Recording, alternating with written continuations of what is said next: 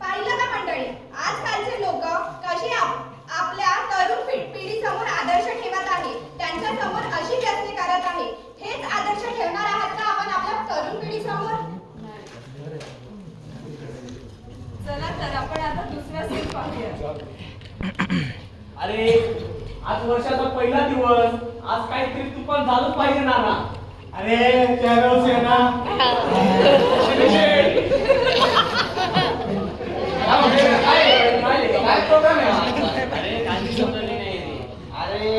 अरे भाई रात्री बसूया.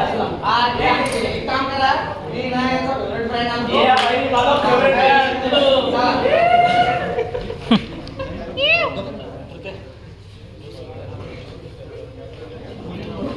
तुझा फेवरेट फ्रेंड आहे.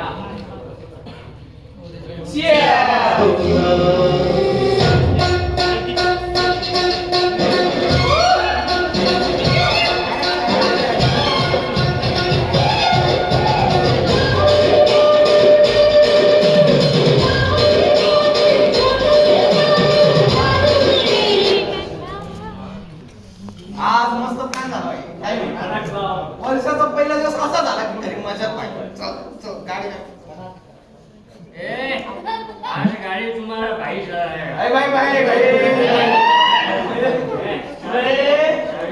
राष्ट्रपती बनूंगा. अरे मी प्रधानमंत्री मम्मी तुमच्या सगळ्यांचा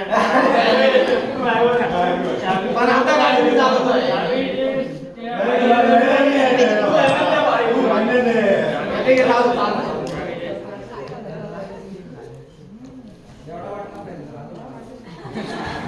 उघडत नाही.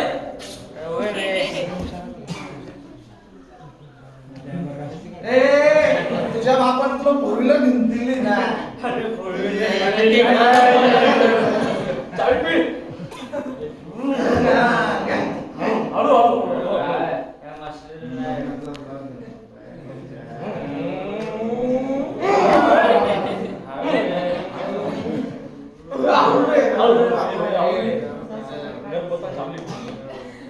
घरची आठवत आहे.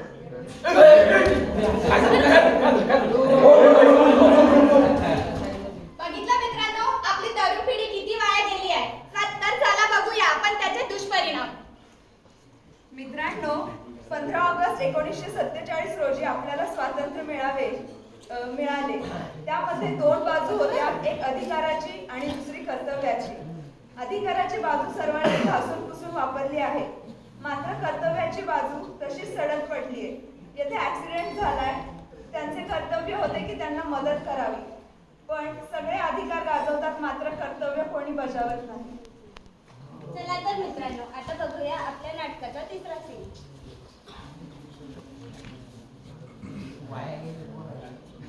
अरे काय झालं थांब सेल्फी काढतो. फ्रंट कॅमेरा घेतो, बॅक कॅमेरा घे. थांब आपण व्हॉट्सअप ग्रुपवर टाकू. हा लगेच टाक. माझं व्हॉट्सअप थांब. आजकालची तरुण पिढी व्यसनाच्या इतक्या आहारी गेली आहे की आपले कर्तव्यही विसरत चालली आहे.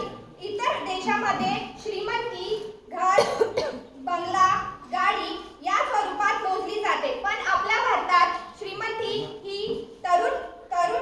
तरुणांमध्ये मोजली जाते आणि आपला तरुण व्यसनाधीन झालेला आहे.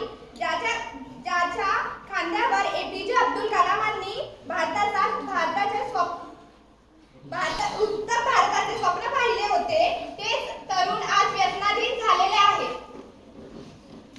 आजकालची तरुण पिढी आणि तसेच येणारी 7वी-8वीची तरुण पिढी गेम्स आणि रील्स आणि सोशल मीडियाच्या आहारी गेली आहे. इंटरनेट गेमिंग आणि सोशल मीडियाचा अतिवापर हे सुद्धा एक व्यसनच आहे, ज्याच्यामुळे आपण आपल्या देशाचा अमूल्य वेळ वाया घालवतो आणि तसंच उज्ज्वल भारताच्या वाटचालीकडे एक पाऊल मागे सरकत आहोत.